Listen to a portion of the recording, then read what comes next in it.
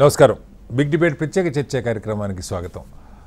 తెలంగాణ జాగృతి అధ్యక్షురాలైనటువంటి కవిత గారిని BRS party నుంచి suspend చేస్తూ ఈరోజు నిర్ణయం తీసుకున్నారు. స్వయంగా కేసీఆర్ కుమార్తె అయినటువంటి కవిత గారు నిన్న కాళేశ్వరం కమిషన్కి సంబంధించి అందులో కీలకంగా అవినీతికి పాల్పడ్డది హరీష్ రావు గారు అలాగే సంతోష్ రావు గారు అని చెప్పి పేరు తీసుకొని మాట్లాడిన కారణంగా ఇది పార్టీకి తీవ్రంగా నష్టం చేస్తున్నటువంటి అభిప్రాయంతో ఇవాళ కేసీఆర్ గారి ఆదేశాల మేరకు సస్పెండ్ చేస్తున్నట్టు క్రమశిక్షణ సంఘం లేఖ విడుదల చేశారు. చాలామంది బీఆర్ఎస్ నాయకులు దాన్ని స్వాగతిస్తూ పార్టీ కంటే ఎవరు ఎక్కువ కాదన్నటువంటి ప్రకటన చేస్తూ ఉన్నారు. అయితే కవిత గారి ప్రకటన గత దాదాపు 100 రోజులుగా కవిత గారు అనేక సందర్భాల్లో బీఆర్ఎస్లో చాలామంది నాయకుల్ని టార్గెట్ చేస్తూ మాట్లాడినటువంటి పరిస్థితి. ఏం జరిగింది, నిజంగా ఎందుకు కవిత గారు ఇవాళ ఈ పరిస్థితికి చేరుకున్నారు, భవిష్యత్తు ఏం జరగబోతుంది, అలాగే కవిత గారిని ఎవరు ఆడిస్తున్నారు అన్నది కూడా ఒక పెద్ద చర్చ నడుస్తుంది. చాలామంది రకరకాల ప్రచారాలు, అటు కాంగ్రెస్ ఆడిస్తుంది, లేకపోతే బీజేపీ ఆడిస్తుంది, లేదంటే స్వయంగా కేసీఆర్ గారే అని కూడా చాలా కాలం చర్చలు నడిచినాయి. అయితే వీటన్నిటికీ ఫుల్ స్టాప్ పెడుతూ ఇవాళ సస్పెన్షన్ ఆర్డర్ వచ్చిన నేపథ్యంలో ఏం జరగబోతుంది దాని మీద వాళ్ళు బిగ్ డిబేట్ చర్చని చెప్పడం. చర్చలో మనతో పాటు రూప్ సింగ్ గారు తెలంగాణ జాగృతి రాష్ట్ర నాయకులు ఇక్కడ మన స్టూడియోలో ఉన్నారు. అలాగే అమర్నాథ్ గారు కాంగ్రెస్ బీజేపీ పార్టీ తెలంగాణ రాష్ట్ర నాయకులు వారు కూడా మనతో ఉన్నారు. వాసుదేవరెడ్డి గారు బీఆర్ఎస్ పార్టీ నాయకులు మనతో జాయిన్ అవుతున్నారు. మరి కాసేపట్లో కత్తి వెంకటస్వామి గారు కాంగ్రెస్ పార్టీ అధికార ప్రతినిధి వారు కూడా జాయిన్ అవుతారు. అందరికంటే ముందు పెంటపాటి పుల్లారావు గారు ప్రముఖ రాజకీయ సామాజిక విశ్లేషకులు వారు కూడా మనతో జాయిన్ ఉన్నారు. పుల్లారావు గారు నమస్కారం, మీతో స్టార్ట్ చేస్తాను.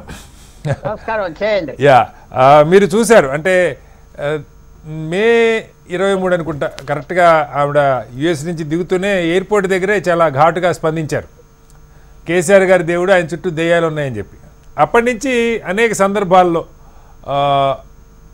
పార్టీలో లోపాలని బహిరంగంగా ఎత్తి చూపటం, అలాగే కొంతమంది నాయకుల మీద పరోక్షంగా లేకపోతే ప్రత్యక్షంగా వ్యాఖ్యలు చేసినటువంటి సందర్భాలు ఇవాళ బహుశా పరాకాష్ఠకి చేరింది. నిన్న ఆవిడ ప్రెస్ మీట్ తర్వాత ఒక కంక్లూజన్కి వచ్చినట్టుగా కనపడుతుంది. కేసీఆర్ గారు ఇక చర్యలు తీసుకోకపోతే పార్టీకి తీవ్రంగా నష్టం అన్నటువంటి ఆలోచనతో సస్పెన్షన్కి ఉపక్రమించారు. ఏంటి ఆవిడ వ్యూహం ఏంటి, ఎందుకు ఇంటర్నల్గా స్వయాన కన్నకూతురు అయి ఉండి గతంలో అనేక పదవులను ఆవిడ అనుభవించారు, అటు పార్లమెంట్ సభ్యురాలుగా ఉన్నారు, పార్లమెంట్ ఎన్నికల్లో ఓడిపోయినా ఆవిడకి ఎమ్మెల్సీ ఇచ్చారు, జాగృతి పేరుతో ప్యారలల్గా ఒక ఆర్గనైజేషన్ దాదాపు తెలంగాణ ఉద్యమంతో పాటుగానే నడుచుకుంటూ ఉండే వెసులుబాటు కల్పించారు. అంటే ఎందుకు ఆవిడ ఈ స్టెప్ తీసుకున్నట్టు? ఒకటి స్ట్రైట్ వే పెద్ద రాజకీయ కారణాలు మిత్రులందరూ చెప్తారు అక్కడ, అది కాదు బాధవుతుంది. న్యాచురల్ గా కుటుంబంలో డిఫరెన్సెస్ రావటమే న్యాచురల్. మీరు కాంగ్రెస్ పార్టీ తీసుకోండి, ఈవేళ కూడా సంజయ్ గాంధీ పిల్లవాడిని రానివ్వలేదు కదా, వచ్చి అడిగినా. లేకపోతే కరుణానిధి ఫ్యామిలీ తీసుకోండి, ప్రకాష్ సింగ్ బాదల్ ఫ్యామిలీ తీసుకోండి, ఎక్కడైనా మోర్ దెన్ 1 మెంబర్ ఉన్న చోట తప్పదు. ఎక్కడో కనుమోయి డిఎంకే లో ఆమె కూడా జైలుకి వెళ్ళి బయటకు వచ్చాక నిశ్శబ్దంగా ఉండి టాక్ట్ఫుల్ గా స్టాలిన్ తిరిగి క్వైట్ గా ఉండి ఆమె రీహాబిలిటేట్ అవ్వింది. ఏం ఆశ్చర్యం కాదు. ఎత్తుకొచ్చిన ఈ తేడాలు ఏమైంది ముగ్గురికి తెలుసు. ఆమెకు తెలుసు, ఆమె అన్న కేటీఆర్ కి తెలుసు, ఆమె ఫాదర్ కేసీఆర్ గారికి తెలుసు. Real reasons. ఇదే ఆశ్చర్యం కాదు, చాలా న్యాచురల్. తాకరే ఇద్దరు ఒక గదిలో పెరిగి వాళ్ళు డబ్బులు అనుకున్నారు. ఇది మోస్ట్ న్యాచురల్. ఎప్పుడైతే ఆమె బయట మాట్లాడతాం మొదలు పెట్టారో ఆమెకు అన్కంఫర్టబుల్ గా ఉండొచ్చు అక్కడ. తర్వాత కారణాలు ఇవన్నీ పొలిటికల్ రీజన్స్ మన మిత్రులు ఇస్తారు, అది యాక్సెప్ట్ చేద్దాం. బట్ హ్యూమన్ కండిషన్ అంతే, తప్పదు. ఎక్కడ మహాభారతం అప్పటి నుంచి స్టార్ట్ అయింది అన్నదమ్ముల మధ్యన. అలాగే ఇది న్యాచురల్. పవర్ ఎప్పుడైతే పోయిందో కేసీఆర్ గారికి అప్పుడు ఇంకా ఇది ఇంటెన్సిఫై అయిపోయింది. ఎందుకంటే ఆయన చేతిలో పవర్ లేదు కదా. పవర్ ఉండే ఆయన ముఖ్యమంత్రి అవుతే ఇలాంటివన్నీ మళ్ళీ సబ్మర్జ్ అయిపోతాయి. ఎందుకంటే తండ్రి ముఖ్యమంత్రిగా ఉన్నాడంటే జాగ్రత్తగా ఉంటారు అందరూ. సో అవన్నీ చూసుకుంటే ఏం ఆశ్చర్యం కాదు. కెమిస్ట్రీ బాగోలేదు, క్లియర్ గా. కెమిస్ట్రీ బాగుంటే ఏదో అడ్జస్ట్ అయిపోతుంది కదా, ఇల్లు అయినా అవుదును, వాళ్ళైనా అవుదును. సో తర్వాత న్యాచురల్ గా మీరు అన్నమాట ఆయన డిసిప్లిన్ తీసుకోపోతే ఇక పార్టీ ఏం మిగులుతుంది? కరెక్టా కాదా నేను అంటలేదు. ఎవరినో పేర్లు పెట్టి విమర్శించారు, వాళ్ళు కరప్ట్ అన్నారు. హరీష్ రావు గారు ఇంకోళ్ళు ఎవరెవరు. మరి ఆయన యాక్షన్ తీసుకోపోతే ఎలాగా? ఇదంతా ఎలాగొచ్చిందంటే అంతా జరగవలసినట్టుగా జరిగిపోయింది ఆఖరికి. గ్రీక్ ట్రాజడీ అంటారు, అందరికి తెలుసు మొదల నుంచి ఏమవుతుందో అలాగే జరిగింది. మళ్ళీ ఆమె తర్వాత వస్తుందా, వేరే పార్టీ ఫామ్ చేస్తుందా, ఆమె కొద్దిగా ఓపికతో ఉండవు. నన్ను అడిగితే ఆమె పొలిటికల్ గా అంటే వేరే విషయాలు క్వైట్ గా ఉంటే బెటర్. కొంతకాలం క్వైట్ గా ఉంటే బెటర్ అంటారా? Better earlier. ఇప్పుడు కూడా ఇంకా క్వైట్ గా ఉన్నా బెటరే. ఒక 6 నెలల క్రితం నుంచి క్వైట్ గా ఉంటే బెటర్. 1 year 2 years తర్వాత ఆమెకున్న టాలెంట్స్, ఆమె మంచి పేరు, బాగా మాట్లాడతారు, మంచి ధైర్యం ఉన్న వ్యక్తి. సో వాళ్ళు అకామిడేట్ చేయదు పాలిటిక్స్ లో. అది కొంచెం తొందరపడ్డారా, లేకపోతే ఫ్యామిలీలో ఆమెకి అప్సెట్ అవ్వారా? ఇప్పుడు లిక్కర్ స్కామ్ నుంచి వచ్చినాయి కదా కొన్ని ప్రాబ్లమ్స్, అందరికి తెలిసిన కానీ లిక్కర్ స్కామ్ ఇన్సిడెంట్ జరిగినప్పుడు కూడా ఆవిడ్ని ఢిల్లీ వెళ్ళి వీళ్ళంతా కలిశారు. కేటీఆర్ గారు, హరీష్ రావు గారు కలిసి మాట్లాడారు. వచ్చిన తర్వాత కేసీఆర్ గారిని కలిసి మొత్తం ఆవిడ వివరించారు. అక్కడి దాకా బాగానే ఉంది పుల్లారావు గారు. ఆ తర్వాతే మరి ఏం జరిగిందో లేదా ఎలక్షన్ వచ్చింది. ఎలక్షన్ లో బాగా కనపడింది. మీరు కరెక్ట్ కాదు, మీకు తెలియదు అంటే ఒప్పుకుంటాను, కానీ కొంచెం తక్కువ రోల్లో ప్లే చేసింది కదా ఆమె ఎలక్షన్ లో. ప్లాట్ఫామ్స్ మీద ఆమెకి ఎక్కువ ఇంపార్టెన్స్ ఇవ్వలేదు. అప్పటి నుంచి స్టార్ట్ ఉంటుంది న్యాచురల్. ఇది ఇప్పుడు జరిగింది ఏంటంటే ఇది తప్ప ఇంకో ఎండింగ్ లేదు. ఫ్యూచర్ ఎలా ఉంటుంది, ఆ వేరే పార్టీ ఫామ్ చేస్తారా, మళ్ళీ వెళ్ళిపోతారా బీఆర్ఎస్ కి, అది ఆ ప్రవర్తన. అయితే ఒక మాట చెప్పండి, మీరు ఇందాక చాలా ఎగ్జాంపుల్స్ కోట్ చేశారు. కుటుంబంలో విడిపోయిన వ్యక్తులు, అంటే అధికారం ఉన్నా అధికారం లేకపోయినా సంజయ్ గాంధీ గారి దగ్గర నుంచి మొదలుపెట్టారు. కానీ వీళ్ళల్లో 2 వైపులా సెక్స్ అయిన సందర్భాలు ఏమైనా ఉన్నాయా? ఎవరో ఒకళ్ళే కదా సెక్స్ అవటం మనం చూసాం పుల్లారావు గారు. అయితే ఇక్కడ చాలా కష్టం. నవీన్ పట్నాయక్ ఓన్లీ మ్యాన్, ఒకటే కొడుకు సాగింది.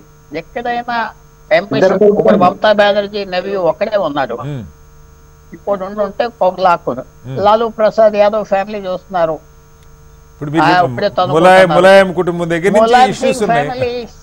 సెప్టెంబర్ 2016లో తండ్రిని స్టేజ్ మీద తోసేశాడు అఖిలేష్ యాదవ్.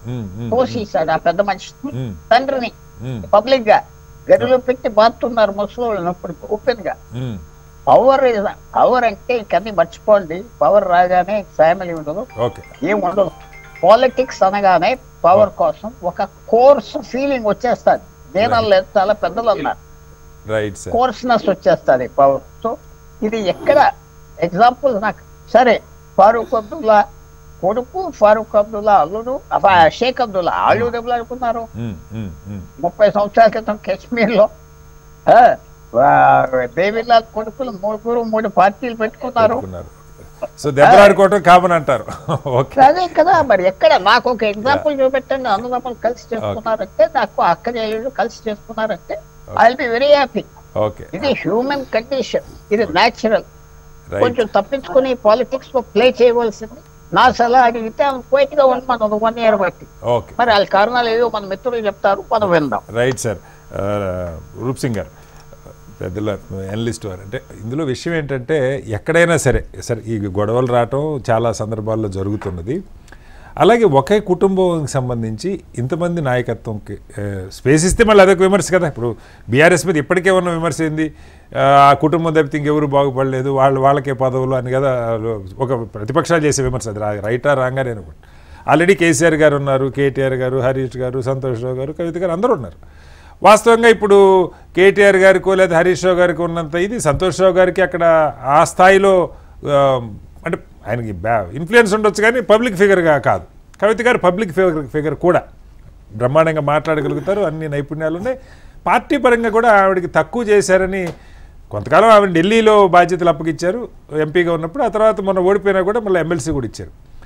అయినా ఏదైనా ఇష్యూ ఉంటే దాన్ని లోపల పరిష్కారం చేసుకునే ప్రయత్నం, పార్టీలో తన మీద ఏదైనా వ్యతిరేకంగా తయారవుతున్నా స్వయంగా తండ్రి గారు ఎప్పుడైనా యాక్సెస్ ఉంటుంది, ఆ యాక్సెస్ చెడిపోయేట్టుగా చేసుకోవటం కానీ లేదు, ఇవాళ సస్పెన్షన్ దాకా తెచ్చుకున్న తీరు కానీ, అంటే కొన్ని విమర్శలు పార్టీ ఈ లైన్లో పనిచేసి ఉంటే బాగుండేదని ఆవిడ చాలా సందర్భాల్లో నిన్న కూడా మాట్లాడారు. కేసీఆర్ గారి మీద సిబిఐ అంటే తెలంగాణ బంద్ ఖాళీ వద్దా, ఏం చేస్తున్నారు మీరు అని చెప్పి కూడా మాట్లాడుతూ ఉన్నారు. అంటే అసలు ఏంటి, ఎలా అర్థం చేసుకోవాలి? ఆవిడ ఉద్దేశపూర్వకంగానే సస్పెండ్ కావాలని కోరుకొని ఇదంతా చేశారని కూడా అంటూ ఉన్నారు. ఏం చెప్తారు? ముందుగా నేను హెచ్ఎం టీవీ ప్రేక్షకులందరికీ, అదేవిధంగా మేనేజ్మెంట్ కూడా ప్రత్యేకమైనటువంటి హృదయపూర్వక నమస్కారాలు తెలియజేస్తున్నాను. అదేవిధంగా నాతో పాటు చర్చల్లో పాల్గొంటున్నటువంటి మిత్రులందరికీ కూడా. Yeah. ముఖ్యంగా ఈ సందర్భంగా కవితమ్మ గారు మాట్లాడినటువంటి మాటలు వాక్యాలకు సంబంధించి కొంత విషయాన్ని మనం పరిశీలన చేసుకోవాల్సినటువంటి అవసరం ఉంది. మీరే ఇంతకు ముందుకు చెప్పినట్టు మే 23 తాను ఢిల్లీ అమెరికా పోయి రిటర్న్ వచ్చినటువంటి సందర్భంలో అంతకంటే ముందే చాలాసార్లు తండ్రి గారితో చర్చించాను, రాతపూర్వకంగా అనేక లెటర్లు కూడా ఇచ్చాను, ఇది మా మధ్యన ఉన్నటువంటి అలవాటే. కానీ నేను పోయేటప్పుడు ఇచ్చిపోయినటువంటి ఆ లెటరు తిరిగి వచ్చేటప్పటికల్లా లీక్ అయింది. ఈ లీక్ కావడం ఒకటే కాదు, దాని వెనుకాల గతంలో జరిగినటువంటి అనేక సంఘటనలు తండ్రి దగ్గర తెలియకుండా కొద్దిమంది అక్కడ ఉండి అనేక అంశాలు బయట లీక్ చేస్తున్నారు. అందుకని ముందు ఆ లీక్ చేసిన వాళ్ళు ఎవరో వాళ్ళను బయట పెట్టాలి అనేది ప్రధాన డిమాండ్ చేశారు కవితక్క గారు. ఇప్పటి వరకు దాని మీద ఎటువంటి చర్య తీసుకోలేదు. ఆ తర్వాత జరిగిన పరిణామంలో మనకు ఘోష్ కమిషన్ వేసినప్పుడు కమిషన్ నోటీస్ ఇచ్చారు. నోటీస్ ఇచ్చినటువంటి సందర్భంలో ఆయన ఒక గొప్ప మహానుభావుడు కేసీఆర్ గారు, రాష్ట్రాన్ని సాధించినటువంటి గొప్ప నేత. ఆయనకు పట్ల నోటీసులు ఉద్దేశపూర్వకంగా కాంగ్రెస్ ప్రభుత్వము రేవంత్ రెడ్డి గారు ఉద్దేశపూర్వకంగా అంటే బదనాం చేయడానికే చేస్తున్నటువంటి ప్రయత్నంలో ఇచ్చిన నోటీస్ మీద పార్టీ సైడ్ నుంచి సరైనటువంటి స్పందన రాలేదని కూడా తను కవితక్క గారు మాట్లాడారు. జాగృతి పక్షాన ఆందోళన ఉద్యమాన్ని కూడా చేపట్టారు, ధర్నా కూడా చేపట్టారు. దాంతోపాటు నిన్న మీరు చూశారు అసెంబ్లీలో తీర్మానం చేసి దాన్ని సిబిఐకి అప్పగించేటువంటి సందర్భంలో కూడా పార్టీ సైడ్ నుంచి తగినటువంటి రెస్పాన్స్ లేదా యాక్టివిటీస్ జరగలేదు. బేసిక్గా మీ ఎలిగేషన్ ఒకటి, కవిత గారికి సొంత కూతురే తండ్రికి లేఖలు రాస్తున్నా అవి లీక్ అవుతూ ఉన్నాయి, తనకు వ్యతిరేకంగా ఒక గ్రూప్ అక్కడ పనిచేస్తుంది, నెంబర్ 1. నెంబర్ 2, పార్టీని ముందుకు తీసుకెళ్లటంలో లేదంటే కేసీఆర్ గారి ఇమేజ్ని కాపాడటంలో పార్టీ సరిగా ఫంక్షన్ చేయట్లేదు. ఎస్, అది తను ఓపెన్గానే చాలాసార్లు చెప్పారు. నిన్నటి దాంట్లో కూడా అదే. అంటే అసలు ఆయనకి రాష్ట్రము, రాష్ట్ర ప్రయోజనాలు, రాష్ట్ర ప్రజలు అనేటువంటి ధ్యాస తప్ప మరొకటి ధ్యాస ఉండదనేది కవిత గారు స్వయంగానే చెప్పారు. మరి అలాంటి గొప్ప వ్యక్తి మీద సిబిఐకి అప్పగించేటువంటి స్టేజ్ అంశం వచ్చిన సందర్భాల్లో ఆనాడు ఉన్నటువంటి మంత్రిగా, ఇరిగేషన్ శాఖ మంత్రిగా ఉన్నటువంటి హరీష్ రావు గారు, ఆయనకు తను అనేక విధాలుగా సహకరించినటువంటి మన సంతోష్ గారు, వాళ్ళిద్దరి పేరును రేవంత్ రెడ్డి గారు కానీ ఆ కమిషన్ కానీ ఎందుకు ఎక్స్పోజ్ చేయట్లేదు? అంటే ఎవరికి వీళ్ళను ప్రయోజనం పొందిన వాళ్ళను కాపాడి ఒక్క తండ్రినే శత్రువుగా చూపించి ఎక్స్ప్లెనేషన్ చేయడం అనేది బాధాకరమైనటువంటి అంశం అనేటువంటి ఆందోళన అకలతలోనే ఆ పేర్లు విలిపించారు తప్ప దాంట్లో వేరే ఉద్దేశం లేదనేది తను స్వయంగానే చెప్పారు. అంటే ఒక్క పాట సరే, హరీష్ రావు గారి పేరు ఎలాగుంది, సంతోష్ గారు మంత్రివర్గంలో లేరు, తెలంగాణ ప్రభుత్వంలో అప్పటి ప్రభుత్వంలో కూడా ఆయన ప్రత్యక్షంగా లేరు, అది ప్రభుత్వంలో జరిగిన వాటి గురించి మాట్లాడారు, అంటే అది ఒక విషయం. రెండవది, నిన్న ఈరోజు సస్పెండ్ అయ్యే వరకు కవిత గారు బీఆర్ఎస్ పార్టీ నాయకురాలే కదా. మే 23 నుంచి ఇప్పటిదాకా ఆవిడ బీఆర్ఎస్ కండవా భుజాన్ని వేసుకోగా ఎవరన్నా చూసారా రూప్ సింగ్ గారు? అంటే నిన్న మాట్లాడినా కూడా ఆవిడ జాగృతి లేదంటే వేరే బతుకమ్మ సింబల్ ఉన్నటువంటి లోగో ఉన్న కండవాలు వేసుకుంటున్నారు, కానీ బీఆర్ఎస్ పార్టీ నాయకురాలుగా నిన్నటి దాకా ఉండి ఎక్కడ మాట్లాడినా ఎప్పుడు మాట్లాడినా పార్టీ మనిషిగా ఉండకుండా తనే దూరం జరిగింది కనపడుతుంది కదా. ఆ విషయాన్ని తను స్వయంగా పార్టీ ఆఫీసులో ప్రెస్ మీట్ పెట్టి చెప్పారు. ఎప్పుడైతే మనం అనుకున్నట్టు మే 23 నాడు అమెరికా నుంచి రిటర్న్ రాగా లెటర్ బయటకు వచ్చిందో, ఆ లెటర్ అంశాన్ని బయటికి పెట్టుడుతోనే నానా రకాలుగా సోషల్ మీడియాలో ఆమె పట్ల ఇష్టం వచ్చిన పద్ధతుల్లో దాడి జరిగింది.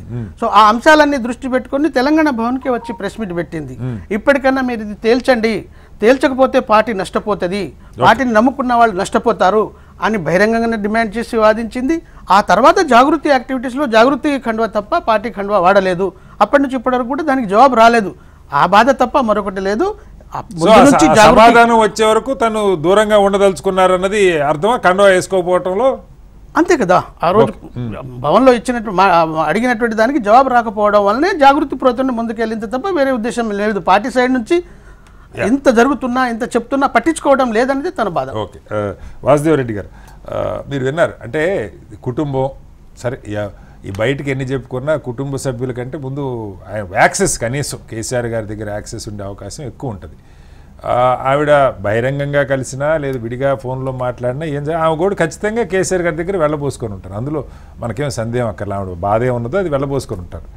కానీ స్పందించకపోవటంలో లేదు, ఇందాక పుల్లారావు గారు చెప్పినట్టు కొంచెం సంయమనం పాటించాలమ్మా, ఇది టైం కాదనో మరొకటో చెప్పి ఎందుకు సర్దుబాటు చేసుకోలేకపోయారు? అలాగే ఇంత నష్టం జరిగేదాకా ఇప్పుడు ప్రతిపక్షాల చేతుల్లోకి అస్త్రాలు వెళ్ళిపోయాయి. ఇప్పటిదాకా ప్రభుత్వం మాట్లాడితే వేరు, స్వయంగా కుటుంబ సభ్యురాలే మాట్లాడటం పూర్తిగా అది మీ ఉదాసీనత అనుకోవాలా, అది హ్యాండిల్ చేయటంలో ప్రాబ్లం అనుకోవాలా, లేదు పుల్లారావు గారు చెప్పినట్టు తప్పదా, ఒక వరలో 2 కత్తులు ఇవ్వడం అనేది అర్థమా, ఎలా అర్థం చేసుకోవాలి? ముందుగా ప్యానెల్లో ఉన్న కో ప్యానలిస్టులకు, మీకు అదేవిధంగా హెచ్ఎంటీ ప్రేక్షకులందరికీ కూడా నమస్కారం అండి. ముందుగా ఈరోజు గౌరవనీయులు మాజీ ముఖ్యమంత్రి గారు, బీఆర్ఎస్ పార్టీ వ్యవస్థాపక అధ్యక్షులు కేసీఆర్ గారు తీసుకున్న నిర్ణయాన్ని పూర్తిగా స్వాగతిస్తూ ఉన్నాం. పార్టీ శ్రేణులు అందరం కూడా కిందికి నుంచి పై స్థాయి వరకు. సో ముఖ్యంగా ఇలా పార్టీ నుండి కవిత గారిని సస్పెండ్ చేయడానికి గల కారణాలు సరే మీరు ఇంట్రోలో చెప్పారు, జాగృతి తరపున రూప్ సింగ్ గారు కూడా చెప్పారు ఏం జరిగిందనే విషయాలు.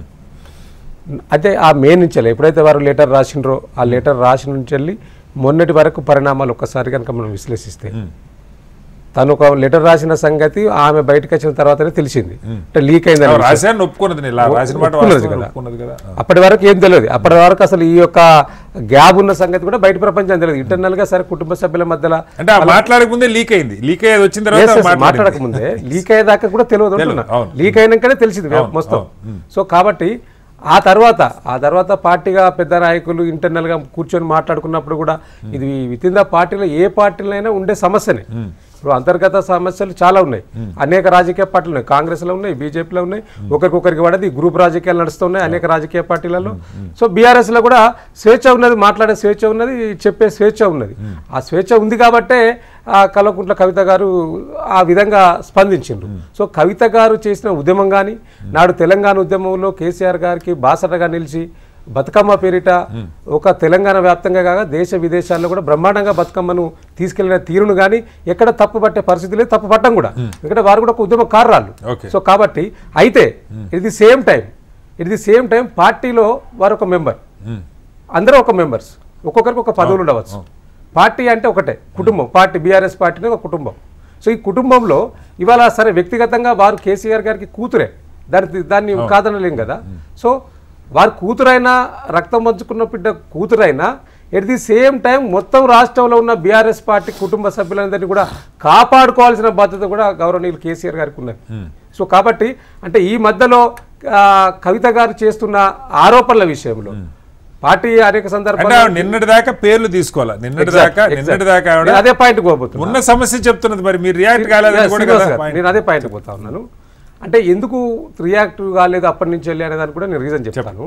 ఇప్పుడు మొదట్లో ఇండైరెక్ట్గా మాట్లాడింది సరే, కొంతమందికి రాజకీయాల మీద అవగాహన లేని వాళ్ళకో లేకపోతే దగ్గరగా చూడని వాళ్ళకో ఎవరో అనుకునేది, రాజకీయాలు అర్థమవుతుంది. సో అప్పటి వరకు సరే ఇక మారుతుంది కదా, మార్చుకుంటుంది కదా, ఎందుకంటే పార్టీ కష్టకాలంలో ఉన్నది. పార్టీ కష్టకాలంలో ఉన్నప్పుడు అందరం కూడా బాసరగా నిలాల్సిన అవసరం లేదు. ముఖ్యంగా ఇవాళ కేసీఆర్ గారు దాదాపు 70 సంవత్సరాలు ఉన్నారు, చాలా ఆరోగ్యం మధ్యలో కొద్దిగా ఇబ్బంది అవుతా ఉంది. ఈ సందర్భంలో పార్టీ శ్రేణులుగా మాతో పాటు ఒక రక్తం పంచుకున్న బిడ్డగా వారు కూడా అండగా ఉండాల్సిన అవసరం, ప్లస్ మెంటల్ టెన్షన్ పెట్టకుండా ఉండాల్సిన బాధ్యత అయితే తన మీద ఉండే. మరి వారు ఎందుకు ఆలోచించలేదో మనకు తెలియదు, కానీ టెన్షన్ తీర్చలేదని సమస్య, నేనేమంటున్నా అది కూడా ఉండవచ్చు. సో వారికి ఉన్న సమస్య వారికి ఉండవచ్చు. బట్ కాకపోతే పార్టీ అనేది ఇబ్బందులలో ఉన్నప్పుడు అందరూ మనిషికి ఒక చేసి దాన్ని మళ్ళా గట్టెక్కించి మళ్ళీ అధికారంలో రావడానికి ఏం చేయాలనే దాని మీద మాట్లాడుకుంటే బాగుండేదేమో, ఇంటర్నల్గా మాట్లాడుకొని చేస్తే బాగుండేదో. ఎప్పటికప్పుడు ప్రెస్ ద్వారా వచ్చి ఆ పార్టీ అధిష్టాన మనుషులను దయ్యాలని వేదాలని అది చెప్పుకుంటూ వ్యక్తుల మీద డైరెక్ట్ టార్గెట్ చేయడం ఏదైతే ఉందో అది సరైంది కాదు. ఇది పార్టీలో ఉన్న క్రమశిక్షణ కమిటీ సభ్యులు, ఇంపార్టెంట్ స్టేట్ కమిటీ కార్యవర్గ సభ్యులు గత నిన్నటి నుంచి కూడా కేసీఆర్ గారితో కూర్చొని మాట్లాడే సందర్భం కూడా ఉంది. సో కాబట్టి వారు స్వయంగా పేరు పెట్టి మాట్లాడింది కాబట్టి ఇన్ని రోజులు పేరు పెట్టకుండా మాట్లాడేది, ఇప్పుడు పేరు చెప్పే వీరే అని చెప్పడం వల్ల ఇక ఇప్పటికి కూడా తీసుకోకుండా ఇంకా పార్టీ నష్టపోయే అవకాశం ఉండదండి డెఫినెట్గా. ఇవాళ కింది స్థాయిలో కార్యకర్తలంతా ఏం చెప్తా ఉన్నారంటే, అది ఒక పక్క స్థానిక సంస్థల ఎన్నికలు రాబోతా ఉన్నాయి, విత్ ఇన్ ద పార్టీలో ఈ ఇబ్బంది ఉంటే రేపు మన పరిస్థితి అగంభగోచరంగా తయారైతే డెఫినెట్లీ ఆ కింది స్థాయి నుంచి వెళ్ళి పార్టీ అధిష్టానానికి మెసేజ్లు పోతా ఉన్నాయి, ఫోన్లు పోతా ఉన్నాయి, కార్యకర్తగా చాలా మంది ఆవేదన పడతా ఉన్నారు. ఇంకో మాట కూడా చెప్పారంటే, ఇది మీ వైపు ఉన్న ఇబ్బంది మీకున్నది కానీ ఆవిడ వైపు ఉన్న ఇబ్బంది కీలకంగా చెప్పింది, సోషల్ మీడియాలో దుమ్మెత్తి పోస్తా ఉన్నారు కావాలని, వాళ్ళకి సంబంధించిన కొద్దిమంది, ఇప్పుడు ఎవరైతే బహుశా అర్థమవుతా ఉన్నది మనకి, హరీష్ రావు గారు లేదంటే సంతోష్ రావు గారు, వాళ్ళకి సంబంధించిన సోషల్ మీడియా టీమ్స్ లేదంటే పార్టీకి సంబంధించిన లైన్ కేటీఆర్ గారి మనం మాట్లాడుకుంది ఓపెన్గా, ఆవిడ మాట్లాడింది ఇండైరెక్ట్గా ట్విట్టర్లు చేస్తే సరిపోతుంది, కేటీఆర్ గారిని కదా అందరికి తెలిసిందే కదా. కాబట్టి ఇవన్నీ మాట్లాడుతున్నప్పుడు అదొకటి చిన్న సబ్మిషన్. ఒకవైపున సోషల్ మీడియా, మరోవైపున మీరు తెలంగాణ భవన్లో మీటింగ్ పెట్టేసి ప్రెస్ మీట్ పెట్టి బయటకు వచ్చిన తర్వాత, అంతకుముందు కూడా జాగృతి ప్రోగ్రామ్ చేసినప్పుడు తను ఏ జిల్లాకు పోయినా ఏ కాన్స్టిట్యూన్సీకి పోయినా యావత్ పార్టీ జాగృతి కార్యక్రమాలు అందరూ కలిసి చేసేది. కానీ ఆ తర్వాత ఎక్కడికి వెళ్ళినా ఎవరు కూడా పార్టీ క్యాడర్ తన దగ్గర తను దూరం జరిగారు, క్యాడర్ దూరం జరిగిందండి. ఆవిడ కండ వేసుకోకపోవడం, ఆవిడ దూరం జరగటం, కండ వేసుకున్న సందర్భాల్లో కూడా ఉన్నాయి. కండ వేసుకున్న సందర్భాల్లో కొన్ని ఉన్నాయి. నిజామాబాద్ లాంటి సెంటర్లలో ఈవెన్ కేటీఆర్ గారు పోతే కూడా తనకి ఇంటిమేషన్ లేకుండా పోయినటువంటి సందర్భాలు ఉన్నాయి. రైట్, ఇవన్నీ ఉన్నాయి తన. Right sir, right sir. Complete చేయండి. ఇవాళ సరే, ఇప్పుడు వారు చేసిన పార్టీ యొక్క దిద్దుబాటు చర్యలో భాగంగా కేసీఆర్ గారు తీసుకున్న నిర్ణయం అండి. సరే, ఇప్పుడు ఒక బిడ్డను ఒక పార్టీ నుంచి పంపేటప్పుడు సరే ఆవేదన పడవచ్చు కేసీఆర్ గారు కూడా, ఎందుకు ఇన్ని రోజులు ఆగిండు అని మీరు అనేదానికి చెప్తున్నా ఉన్నాను. ఒక బిడ్డ కాబట్టి ఆ బిడ్డ కోసం అనేక సార్లు తలలిండు కేసీఆర్ గారు, వారి కోసమే కదా.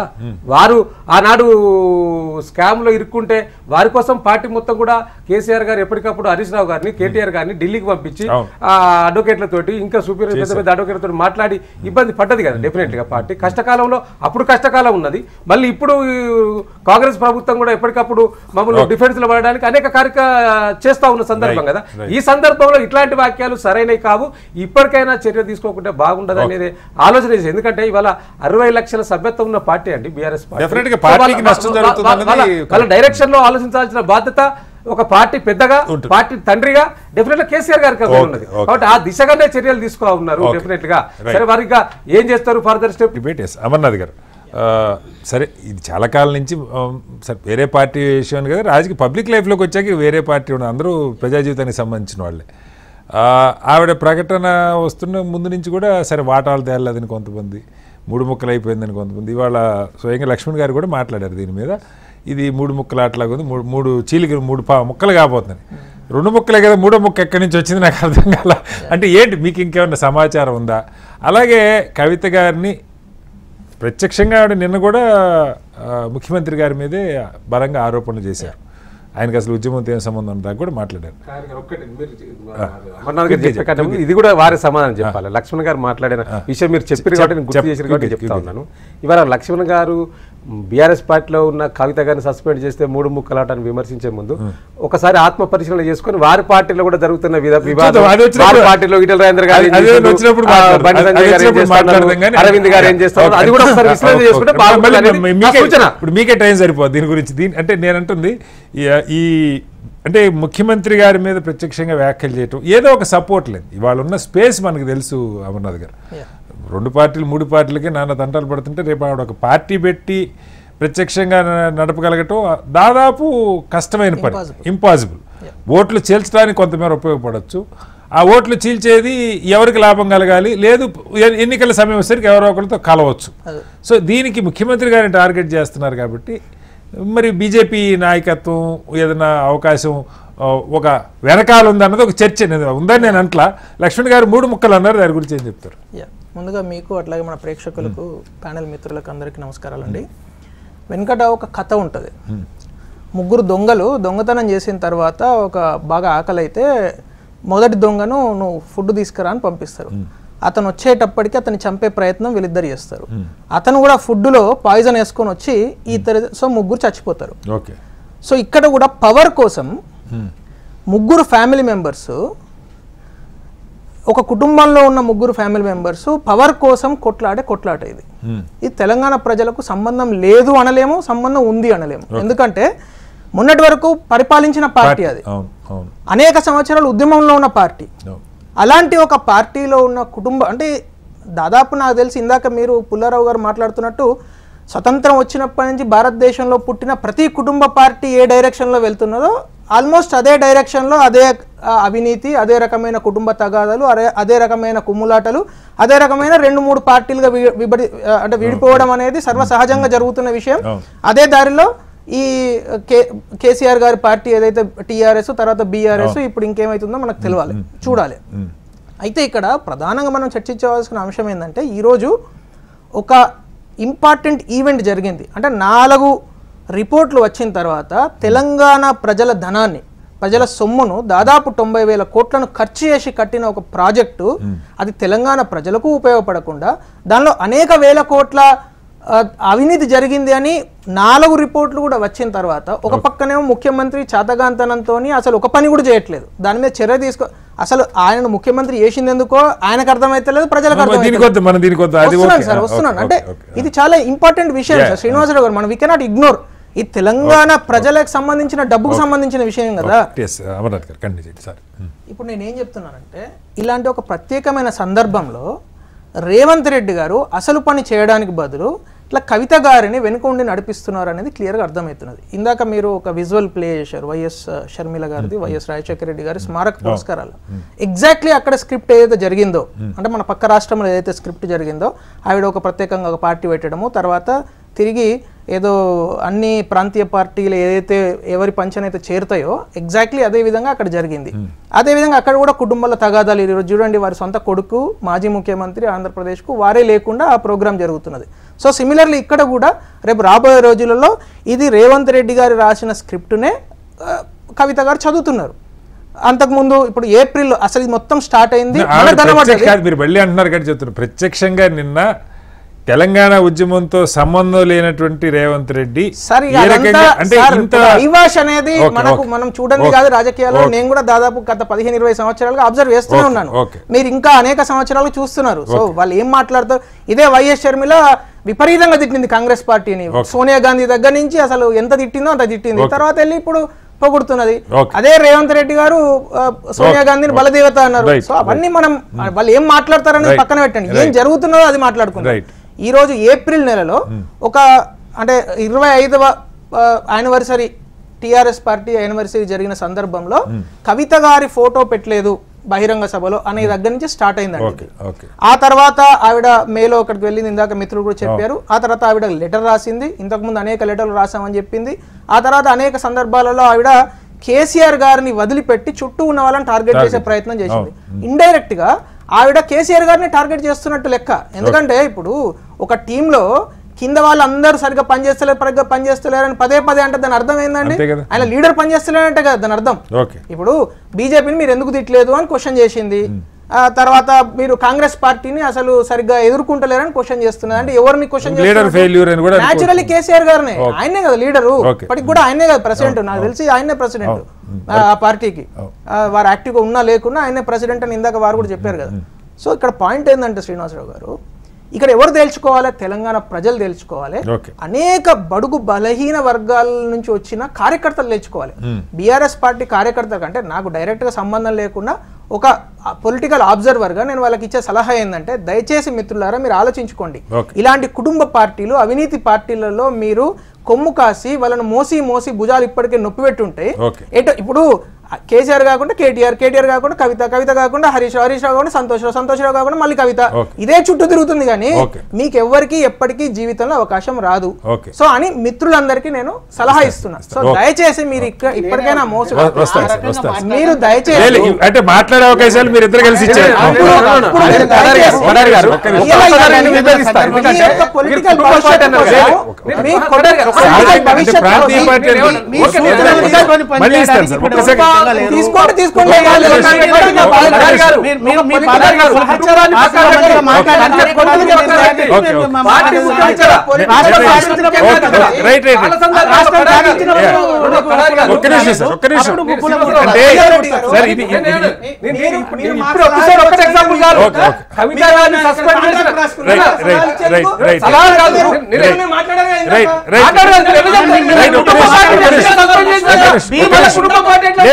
వాసుదేవ్ రెడ్డి గారు ప్లీజ్,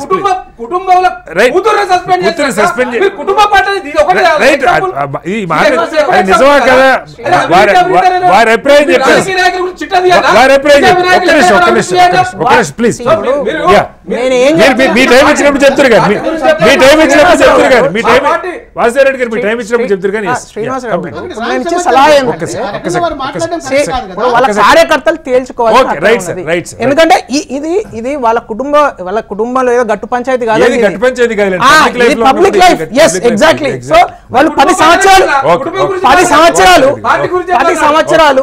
సంవత్సరాలు ఈ రాష్ట్రాన్ని పరిపాలించారు, నన్ను కూడా పరిపాలించారు, అందు గురించే Right, sir. మాట్లాడుతున్నారు. నాకు హక్కు ఉన్నది as a citizen of this Telangana. మళ్ళీ వస్తాను సార్, ఒక్క నిమిషం. వాసుదేవరెడ్డి గారు, యా వెంకటస్వామి గారు, సరే ఈ కుటుంబంలో గొడవ లేదు పార్టీలో గొడవ ఒక అంశం అయితే, ముఖ్యమంత్రి గారే ఇప్పుడు ఆయన ఎగ్జాంపుల్ కూడా చూపించారు. గతంలో షర్మిల గారు అందరినీ పొట్టు తిట్టి మళ్ళీ పోయి కాంగ్రెస్లో కలిశారు. అదే పద్ధతిలో ఇప్పుడు కవిత గారి తిట్టడం వెనక కూడా ముఖ్యమంత్రి గారే లేదు కాంగ్రెస్ పార్టీనే ఉండి, బీజేపీ నాయకులు 2-3 మాట్లాడారు. పార్టీని చీల్చడం కాంగ్రెస్ పార్టీకి వెనతో పెట్టిన వచ్చి మొదటి నుంచి అలాగే చీల్చుకుంటూ వచ్చారు, అంతిమంగా కాంగ్రెస్లోనే కలుస్తారని. సరే బీజేపీ నాయకత్వం లేదు మీరు మాట్లాడటమేమో ఎప్పటి నుంచో అసలు ఇద్దరికి అండర్స్టాండింగ్ కుదిరింది, అందుకనే ఈ ఎంపీ ఎలక్షన్స్లో వాళ్ళకి బెనిఫిట్ జరిగేలాగా బీఆర్ఎస్ వ్యవహరించింది అనేది మీ ఎలిగేషన్. ఏంటి నిజంగా కవిత గారి వెనకాల మీరున్నారా, బీజేపీ ఉన్నారా, ఎవరున్నారు? ఎవరు లేరండి, వాళ్ళ నాయనే ఉన్నాడు, ఎవరు లేరు. అంతేనా? ఓకే చెప్పండి. ముందుగా నేను కవిత సస్పెన్షన్ కావచ్చు, జరుగుతున్న పరిణామాలు కావచ్చు, ఒక పార్టీకి సంబంధించిన అంతర్గత విషయం, దాని మీద ఎక్కువ కామెంట్ చేసేటువంటి హక్కు కానీ అధికారం కానీ నాకు లేదు. అంటే నాకు కానీ అంటే నా పార్టీ, ఎందుకంటే వాళ్ళ పార్టీకి సంబంధించినటువంటి అంతర్గత అంశం. అంటే ఆ అంతర్గత అంశాలలో భాగంగా మమ్మల్ని లాగుతున్నారు కాబట్టి మేము మాట్లాడాలి. Otherwise we are no way consent with the suspension or the inclusion or the వాళ్ళకు ఉన్నటువంటి గొడవలలో ఒక పౌరుడిగా మీరు కూడా మాట్లాడొచ్చులేండి. తెలంగాణలో 10 ఏళ్ళు రూల్ చేసిన పార్టీ చేసినాం. నేనంటే అక్కడ మాట్లాడిన చాలా మంది కంటే నాకు ఎక్కువ హక్కు ఉన్నది. నాకు ఆ కుటుంబంతో మీరు కలిసి కూడా పనిచేశారు కుటుంబంతో. చెప్పండి. ఉన్న వాళ్ళలో వాసుదేవరెడ్డి కంటే నేను కేసీఆర్ గారికి అత్యంత సన్నిహితుడిని. ఆ కుటుంబం మూలాల గురించి తెలిసిన అయితే మీకే ఎక్కువ తెలిసి ఉంటుంది అందరికంటే. చెప్పండి. ఐ నో బట్ ఏంటంటే అది వాళ్ళ ప్రైవేట్ అంశం కాబట్టి దాన్ని ఎక్కువ మనం అంటే కాదు వెంకటస్వామి గారు, ఇక్కడ పబ్లిక్ లైఫ్లోకి వచ్చాక ఏది ప్రైవేట్ కాదు సార్. నీ ఇంట్లో నువ్వు ఉన్నంత వరకు ఓకే, నువ్వు జనంలోకి వచ్చి పొద్దున కవిత గారు పార్టీ పెట్టిన ఇంకో దానిలోకి వెళ్ళి జనం ఓట్లు అడుగుతారు కదా, పబ్లిక్కి తెలుసుకునే హక్కు ఉంటుంది ఏం జరుగుతుంది పార్టీలోని. అందుకే చర్చ లేదేముంది, వాళ్ళకి ఆ స్వేచ్ఛ ఉంది. ఆ స్వేచ్ఛ ఎవరికైనా ఉంది. ప్రజాస్వామ్యంలో ఎవరన్నా ఏం పార్టీ పెట్టొచ్చు, ఎవరన్నా ఏం మాట్లాడొచ్చు, ఇష్టం ఉన్నట్టు మాట్లాడొచ్చు అనే స్వేచ్ఛ ఎక్కువ తీసుకుంటున్నాం. కానీ నేను ఒక ప్రొఫెషన్ లో ఉన్న వ్యక్తిగా నేను ఇష్టం వచ్చినట్టు మాట్లాడడానికి లేదు. నేనేమంటున్నాను, ఫస్ట్ ఆఫ్ ఆల్ వాళ్ళ ఇంటర్నల్ కాబట్టి వాళ్ళు ఎందుకు సస్పెండ్ చేసింది ఏందనేది ఒక పక్కన రూప్ సింగ్ గారు, ఒక పక్కన వాసుదేవరెడ్డి గారు వాళ్ళంతా చెప్తున్నారు ఒక పక్కన. రెండో పక్కన భారతీయ జనతా పార్టీకి మాట్లాడడానికి ఏం లేదు కాబట్టి మా మీద దుమ్మెత్తిపోవడానికి వాళ్ళకి ఇప్పుడు మరి నాకైతే కొద్దిగా ఒక రకంగా సంతోషంగా ఉన్నది. మరి రేవంత్ రెడ్డికి ఇంత అద్భుతమైనటువంటి చాకచక్యం ఉందా, కవితని నడిపించే అంత చాకచక్యం ఉన్నానంటే నాకు కూడా ఆశ్చర్యం అనిపిస్తుంది, ఆనందం కూడా అనిపిస్తుంది. మా ముఖ్యమంత్రి గారికి బాగా, మా లీడర్ కి బాగానే నైపుణ్యం ఉన్నదని. భారతీయ జనతా పార్టీ మాట్లాడేటువంటి అంశం ఏదైతుందో ఆ మిత్రుడు ఎవరైతే మాట్లాడుతున్నారో అర్థరహితంగా మాట్లాడుతున్నాడు. నేనేమంటున్నా అంటే మాకు, మా పార్టీకి కానీ లేకపోతే మా ముఖ్యమంత్రి గారికి కానీ ఈ గొడవలో మాకేం సంబంధం లేదు. వాళ్ళే ఎప్పటి నుంచో అనుకుంటున్నారు, కొట్లాడుకుంటున్నారు. ఇవన్నీ కూడా ఒక రకంగా చెప్పాలంటే పెద్ద డ్రామా సార్ శ్రీనివాస్ గారు. ఎందుకంటే కేసీఆర్ గారు అంటే ఒక చర్చ ఇస్తాను సార్. ఒక్కసారి కవిత గారు లెటర్ రాసినప్పుడు లెటర్ గురించి ఫస్ట్ గాంధీ భవన్ లోనే డిస్క్లోజ్ అయింది. గాంధీ భవన్ ప్రెస్ మీట్ లో చెప్పారు. గాంధీ భవన్ ప్రెస్ మీట్ లో చెప్పారు ఇది కవిత రాసింది 100% కవిత రాసిన లెటరు అని చెప్పింది ఎవరు? టిఆర్ఎస్ పార్టీ, బీఆర్ఎస్ పార్టీ కాదు, జాగృతి కాదు. ఫస్ట్ చెప్పింది గాంధీ భవన్ లో. రైట్. వెంకటస్వామి గారు, ఇంకొక చర్చ కూడా నడిచింది. యాక్చువల్ గా ఆవిడ కాంగ్రెస్ లోకి రావాలని ముందు ప్రయత్నం చేశారని, ముఖ్యమంత్రి గారు ససేమిరా వీలు కాదు, మంత్రి పదవి ఇస్తే వద్దామని ఆలోచన చేశారు అని ఒక బయట పుకార్లే, నిజమే కాదు, బట్ ముఖ్యమంత్రి గారు అంగీకరించలేదు అని కూడా చర్చ ఉంది. ఇప్పుడు అసలు ఇప్పుడు ఉన్నటువంటి స్థితిలో వాట్సాప్ యూనివర్సిటీస్లలో అసలు చర్చకేమైనా అర్థం పర్థం ఉండదు సార్. ఎవరు ఏ మాసం అలా మస్తిష్కంలో ఏది వస్తే అది పెడుతున్నారు. దానికి ఆధారం ఉండదు, దానికి అర్థం ఉండదు, రెండూ లేవు సార్. అవగాహన రాహిత్యంతో మాట్లాడేటోళ్ళు, తర్వాత జస్ట్ ఏదో ఒక మాట్లాడాలి కాబట్టి మాట్లాడేటోళ్ళు మాట్లాడుతుంటారు. సో అది దాన్నింటిని కూడా అంటే మేము పట్టించుకోవాల్సిన అవసరం లేదు. రెండో మీద అంటే ఇప్పుడు జరుగుతున్నదంతా నేనేమంటే నాకు ఆ కుటుంబం గురించి కానీ లేకపోతే ఆ పార్టీ గురించి కానీ, నేను పార్టీ సభ్యుని కలిపాను కానీ నేను ఉద్యమ సహచరుడుగా వాళ్ళతో కలిసి పనిచేసాను అందరితోటి. కవిత గారు కావచ్చు, కేసీఆర్ గారి నుంచి మొదలుకొని ఆడ ఉన్నటువంటి ఇప్పుడు ఉన్నటువంటి పెద్దలు వాసుదేవరెడ్డి గారు అందరితో నేను కలిసి పనిచేసాను. సో కేసీఆర్ గారికి అత్యంత సన్నిహితంగానే నేను పనిచేసినాను. వారికి చాలా వ్యూహాలలో చాలా ఎత్తుగడలలో నేను చేదోడు వాదోడుగా పనిచేసినాను. కేసీఆర్ గారి గురించి నాకు తెలుసు. ఏమై ఉండొచ్చు, కారణం ఏమై ఉండొచ్చు, ఇక్కడ దాకా ఎందుకు సర్దుబాటు జరగలేదు మీ అభిప్రాయం? సార్ ఒక నిమిషం చెప్పండి. కేసీఆర్ గారు 24 గంటలు రాజకీయం అంటే కళలో కూడా రాజకీయం చేస్తాడు ఆయన. సో ఆయన కంప్లీట్ ఫుల్ టైం పాలిటిషియన్ అంటే కేసీఆర్. నేను అంతకు మించిన ఫుల్ టైమర్ పాలిటిషియన్ నేను చూడలేదు నాకున్న అవగాహనలో. సో ఆయన ఆదేశం లేకుండా, ఆయన వ్యూహం లేకుండా బీఆర్ఎస్ పార్టీలో ఎవరు పనిచేయరు. అది కవిత కావచ్చు, లేకపోతే కేటీఆర్ కావచ్చు, లేవరు. ఇదంతా కూడా ఒక ఫ్యామిలీ డ్రామా. ఈ డ్రామాలో వాళ్ళ యొక్క తీరాలను వెతుక్కుంటున్నారు. ఎవరు ఎక్కడ ఉండాలా, ఏ నుంచి పని చేయాలా. ఆయన ఒక వ్యూహకర్త, చాణక్యుడు అని అంటారు కదా. సో అట్లాగే ఒక వ్యూహకర్త అతను. సో ఆయన వ్యూహం మేరకే ఇదంతా జరుగుతుంది. అంటే మీరు నిన్నటి దాకా అయితే మీరు చెప్పింది కొంత అనుమానించడానికి అవకాశం ఉంది వెంకటస్వామి గారు. ఏకంగా పేర్లు తీసుకున్నాక, హరీష్ గారి పేరు, సంతోష్ రావు గారి పేర్లు తీసుకున్నాక యూ కెనాట్ ఇమాజిన్ అండి శ్రీనివాస్ గారు. పాలిటిక్స్ లో మనలాంటి వాళ్ళము ఫేర్ పాలిటిక్స్ చేసేటోళ్ళం అసలు ఊహించలేనటువంటి స్థాయికి విమర్శలు ప్రతి విమర్శ వెళ్ళిపోతాయి సార్. విమర్శ ప్రతి విమర్శ అనేటువంటిది మనం ఊహించని స్థాయికి వెళ్ళిపోతాయి సార్. అట్లా ఊహించని స్థాయికి వెళ్ళిపోయినప్పుడే ప్రజలకు నమ్మకం వస్తుంది. ఇప్పుడు హరీష్ రావు, సంతోష్ పేరు తీసుకోకుంటే దానికి శాంటిటీ లేదు ఆమె అనే వాటికి. ఎవరో ఇంటర్వ్యూ గా మాట్లాడితే శాంటిటీ లేదు. సో ప్రత్యక్ష యుద్ధం జరగాల. కవిత ఇప్పుడున్నటువంటి పరిస్థితిలో బీఆర్ఎస్ లో కవితను అక్కడి నుంచి తప్పించి ఇంకొకటి అకామిడేట్ చేయాలా మనం. ఎక్కడ అకామిడేట్ చేయాలనేటువంటిది కూడా కేసీఆర్ గారు నిర్ణయిస్తారండి.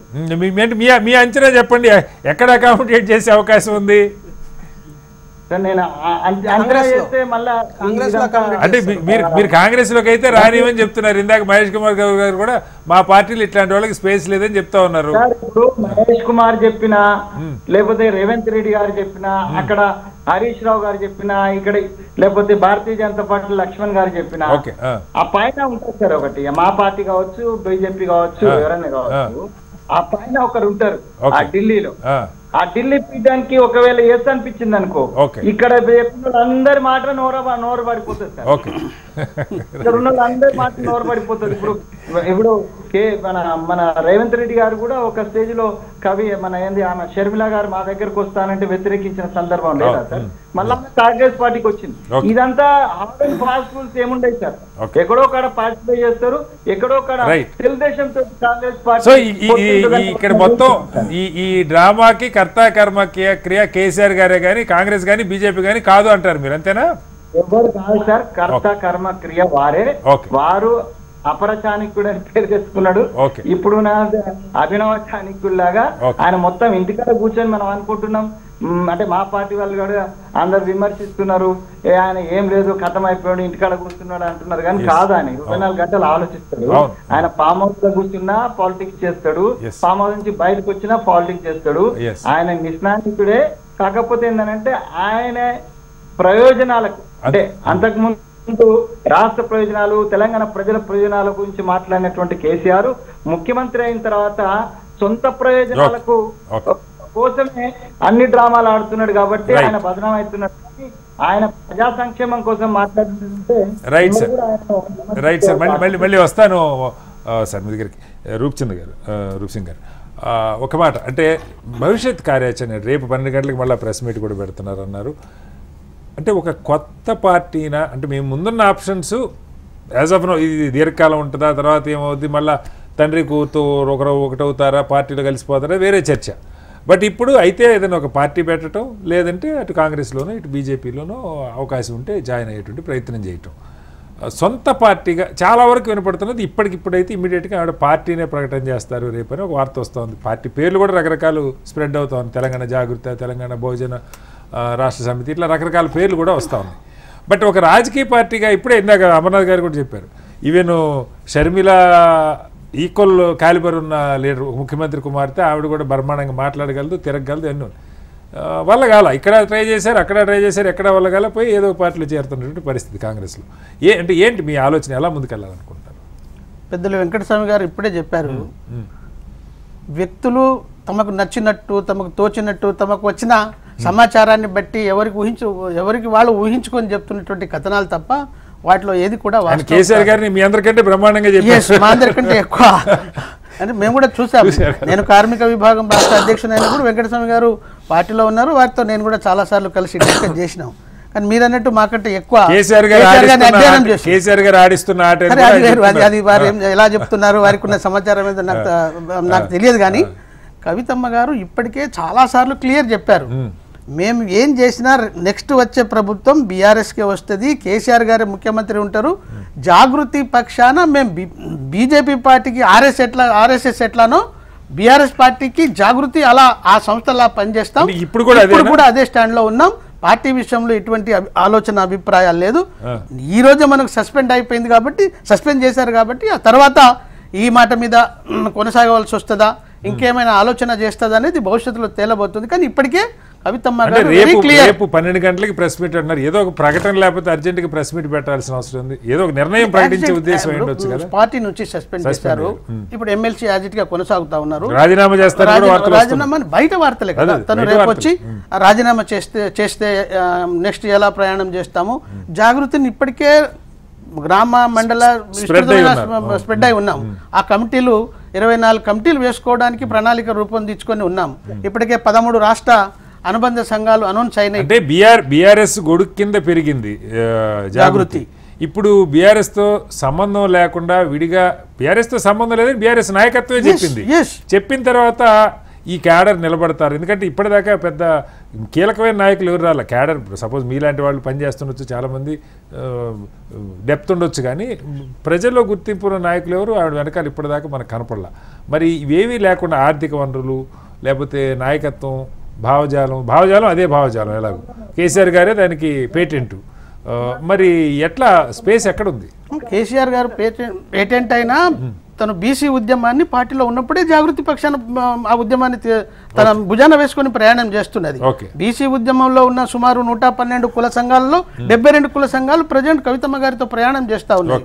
తర్వాత ఓపెన్ గా తను జాగృతి పక్షానైనా సామాజిక తెలంగాణ కోసం పనిచేస్తానని చెప్పింది. ఇప్పటికే అనేక ఎస్సీ ఎస్టీ సంఘాలతో చర్చలు నడిచినాయి. మిగతా దిగువ స్థాయిలో ఉన్నటువంటి అనేక సామాజిక తెలంగాణ అంటే ఇప్పటిదాకా దొరల తెలంగాణ నడిచిందని అంగీకరిస్తున్నట్ట లేదు. దొరల తెలంగాణ కేసీఆర్ గారినేమో ఆవిడ దేవుడితో పోలుస్తున్నారు. సామాజిక తెలంగాణ కోసం అంటే బీఆర్ఎస్ హయాంలో సామాజిక తెలంగాణ కోసం ప్రయత్నం జరగలేదు, కేసీఆర్ గారు చేయలేదనే అర్థం. మీరు ఈ 10 సంవత్సరాల కాలాన్ని పరిగణలో తీసుకుంటే ఎలా? భారతదేశ స్వాతంత్రం వచ్చినప్పటి నుంచి ఇప్పటి వరకు బీసీలకు తగిన ప్రాధాన్యత రాలేదు. రాజ్యాంగం ఎస్సీ ఎస్టీలకు కల్పించిన ఎప్పుడైనా ఏదో కొంత స్వరాష్ట్రం వచ్చిన తర్వాత ముఖ్యమంత్రి గారు కొన్ని కుల సంఘాలకు ప్రత్యేకమైనటువంటి బెనిఫిట్ చేసినటువంటి వాస్తవం, దాన్ని కాదనలేము. కానీ అది సామాజిక తెలంగాణ కాదు కదా. ఎవరి సమాజం ఏ స్థాయిలో ఎంత వాళ్ళ ప్రజలు ఉన్నారో, వాళ్ళ సంఖ్య ఎంతనో వాళ్ళ వాటా అంతా ఇవ్వవలసి ఉంది. అది జరగలేదనేటువంటి అభిప్రాయం ఉంది. దానికోసం పనిచేయడానికి జాగృతి వాసుదేవరెడ్డి గారు అంటే వస్తారు. వెంకటస్వామి గారు వస్తాను. వెంకటస్వామి గారు ఒక 2 నిమిషాలు మీ దగ్గరికి వస్తాను. వాసుదేవరెడ్డి గారు అంటే ఒక లైన్, ఇప్పుడు కేసీఆర్ గారిని ప్రత్యక్షంగా విమర్శించట్లేదు, కేసీఆర్ గారికి నాకు అన్యాయం జరిగిందన్నది బ్రాడ్గా, అక్కడ అవినీతి పరులు ఉన్నారన్నది ఎస్టాబ్లిష్ చేశారు. ఇప్పుడు అడిషనల్గా ఆవిడ ఒక లైను సామాజిక తెలంగాణ, బీసీ ఉద్యమం కానీ లేకపోతే మరొకటి కానీ ఈ లైన్ తీసుకొని వెళ్ళాలనుకుంటుంది. మనకి ఈ 100 రోజుల నుంచి కూడా అర్థమవుతా ఉంది రెస్పాండ్ అయిన అంశాలు తీసుకుంటే. ఏంటి వీటికి ఏదైనా ట్రాక్షన్ వచ్చే అవకాశం ఉందా? రేపు ఆవిడ పార్టీ ప్రకటిస్తారా, లేదు కేసీఆర్ గారి మీద ఏమైనా ఆరోపణలు చేస్తారా, అది కూడా మనకు తెలియదు. ఎందుకంటే సస్పెన్షన్ వచ్చేసింది బయటికి. ఏంటి, ఎలా అర్థం చేసుకోవాలి? ఆ సమాధానం చెప్పే ముందు నేను ఒక్కటి ఎక్కడ నాకు పర్మిషన్ ఇవ్వాలి. చెప్పండి. సోదరుడు మా మీద అభాండం వేసింది కాబట్టి చెప్పండి, ఆన్సర్ చెప్పండి, మీ టైం ఇచ్చాను చెప్పండి. ఇబ్బంది లేదు. అమర్నాథ్ గారు ఇంతకుముందు మాట్లాడిన సందర్భంలో కేసీఆర్ గారి కుటుంబ పాలన చూసిండ్రు, మీరంతా కింది కార్యకర్తలు ఆలోచించుకొని మీరు నిర్ణయం తీసుకోండి అని చెప్పిండ్రు. ఇప్పుడు కుటుంబ పాలన అని వారు అన్నారు. కుటుంబాలకు అతీతంగా ఇప్పుడు కుటుంబం ప్రీతి ఉంటే నిజంగా కేసీఆర్ గారు కుమార్ రక్తం పంచుకుంటున్న బిడ్డ కదా, ఆమెను ఉంచుకోవాలి కదా పార్టీలా. పార్టీ నాకు అవసరం లేదు, నా కుటుంబం ముఖ్యం అనుకున్నప్పుడు ఇలా పార్టీ కంటే ఏది ముఖ్యం కాదని కల్వకుంట్ల కవిత గారిని సస్పెండ్ చేసి చూపించగలిగింది. పార్టీ నాకు ముఖ్యమని చూపించగలిగింది. రెండో విషయం వారు అన్న దాంట్లో మరి కుటుంబమే అంటే సరే, మీ నరేంద్ర మోడీ గారికి ఎట్లా కుటుంబం లేదు, దాని గురించి మనం మాట్లాడడానికి అవకాశం లేదు.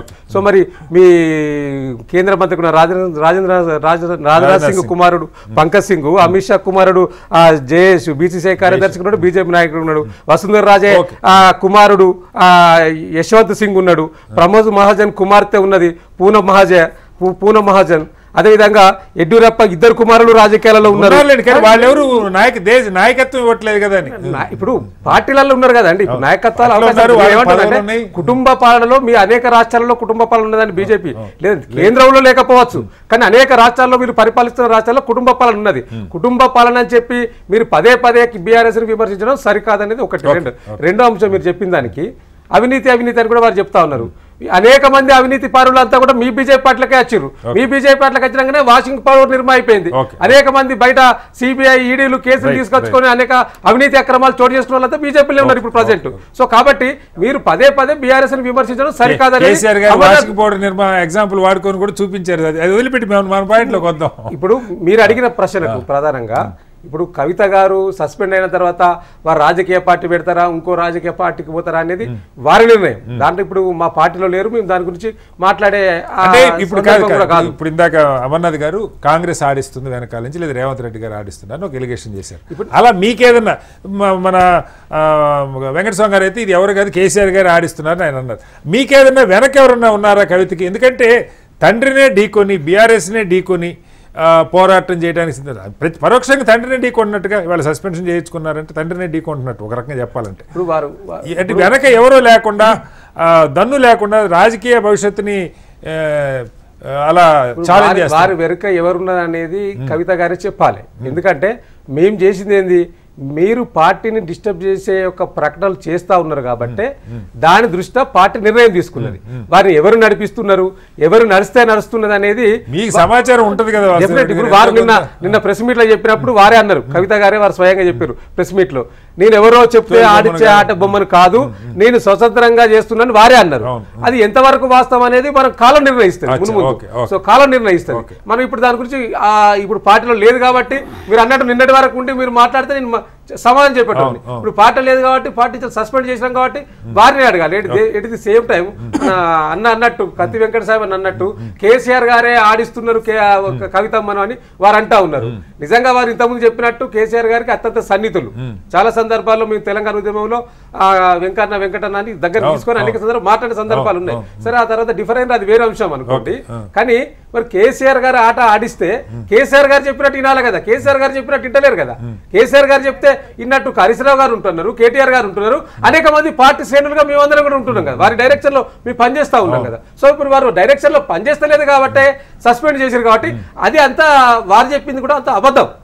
వెంకటస్వామి చెప్పింది కూడా ఇది కేసీఆర్ గారు ఆడిచ్చే ఆట కాదు, ఇంకెవరు ఆడిస్తున్నారు అనేది కాలం నిర్ణయిస్తారు. వెంకటస్వామి గారు వస్తారు మళ్ళీ ఒకసారి. అమర్నాథ్ గారు ఫైనల్ గా చెప్పండి, భారతీయ జనతా, ఎందుకంటే ఆవిడ రేపు ఆప్షన్స్ మనం మాట్లాడు భవిష్యత్తు ఏంటని పక్కకు పెడితే చాలామంది నిజంగానే ఆరోపణలు ఉన్నోళ్ళ మరొకళ్ళ కాదు, చాలామంది కేసులు ఉన్నోళ్ళు, ఆల్రెడీ కేసులు ఎదుర్కొన్న వాళ్ళు బీజేపీ పార్టీలో చాలామంది ఉన్నారు కదా. అదే ఇందులో రాష్ట్రీయ ఇంక్లూడింగ్ ఈటెల గారి దగ్గర నుంచి చాలా మంది చాలా ఇప్పుడు మనకి కాళేశ్వరం కానీ మరొకటి నేను వ్యక్తిగతంగా ఆరోపణ చేయట్లా. ఎవరు చెప్పారు?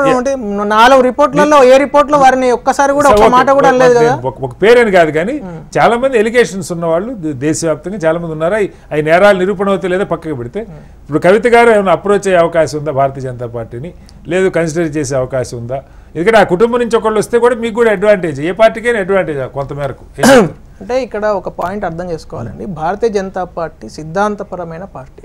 సో ఒక సిద్ధాంతము మేము తీసుకున్న సిద్ధాంతంలో భాగంగా నీతి నియమావళి ఉంటుంది. ఎవరైనా వేరే పార్టీ నుంచి రావాలంటే ఫస్ట్ రిజైన్ చేసి రావాలి. ఇట్లాంటి ప్రిన్సిపల్స్ ఈ రోజుకి కూడా పాటించే ఏకైక పార్టీ మొత్తం భారతదేశంలో ఏదైనా ఉన్నదంటే అది భారతీయ జనతా పార్టీ.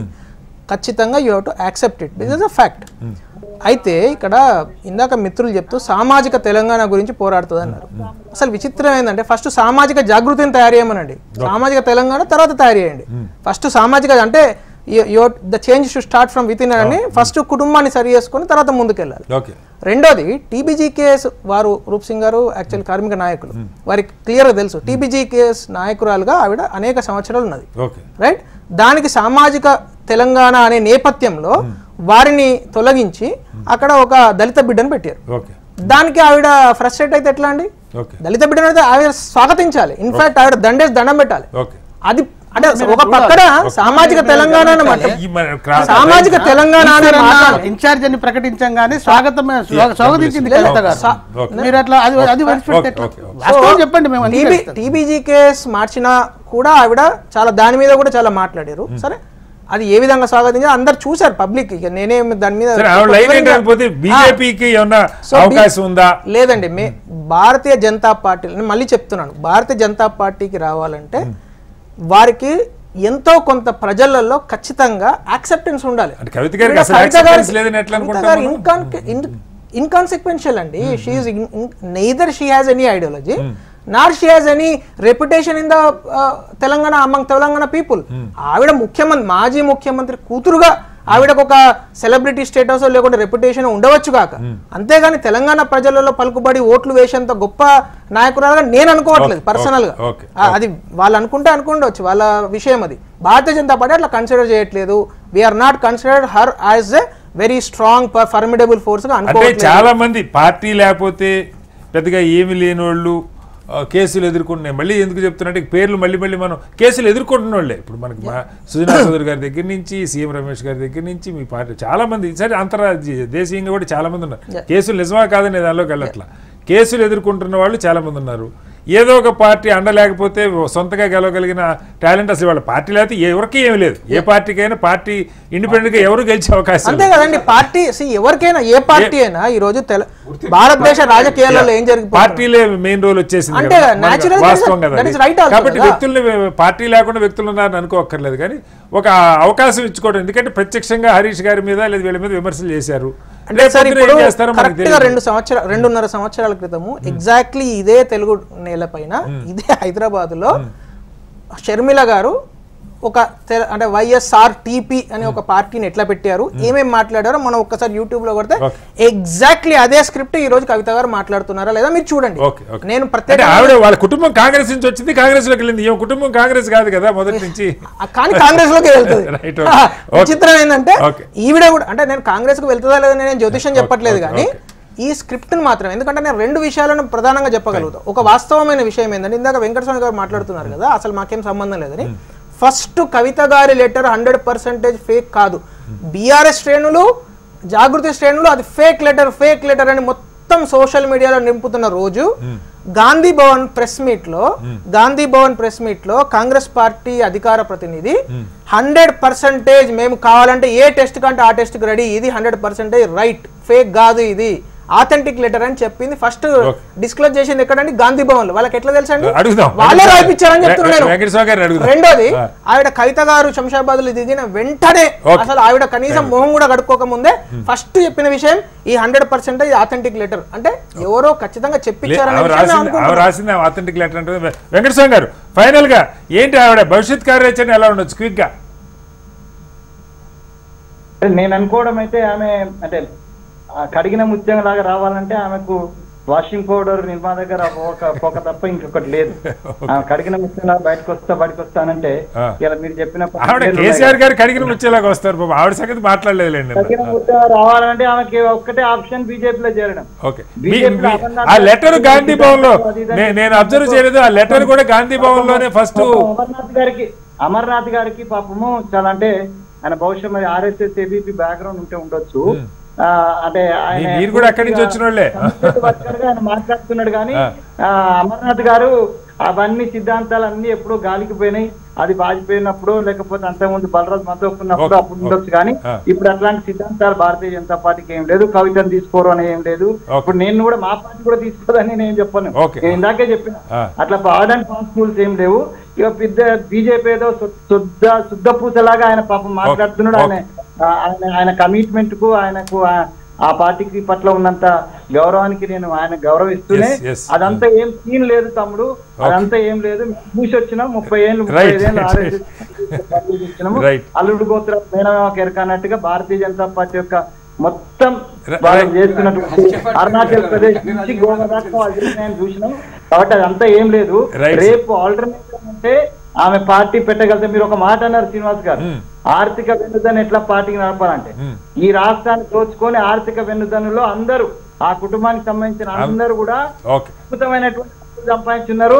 పార్టీని నడపగలరు, పార్టీని కూడా నడపగలరు. ఓకే, రైట్ సార్, టైం అయిపోయింది వెంకటస్వామి గారు.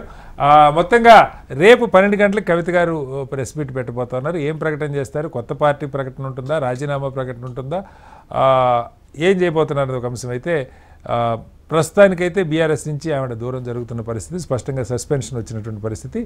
రాజకీయాల్లో ఎవరు శాశ్వత శత్రువులు శాశ్వత మిత్రులు ఉండరు. అది జాతీయ పార్టీలైనా ప్రాంతీయ పార్టీలైనా ఎవరు ఎక్కడికైనా వెళ్ళే రాజకీయ సంస్కృతి వాళ్ళ ప్రబలిందన్నమాట అయితే వాస్తవం. ఏం జరుగుతున్నది వేచి చూడాల్సిన అవసరం ఉంది. చర్చలో పాల్గొన్న వాసుదేవరెడ్డి గారికి, రూప్ సింగ్ గారికి, అమర్నాథ్ గారికి, అలాగే వెంకటస్వామి గారికి, పెంటపాటి పుల్లారావు గారికి ప్రత్యేక ధన్యవాదాలు. ఇది వాళ్ళ బిగ్ డిబేట్. మరో మళ్ళీ కలుద్దాం. నమస్కారం.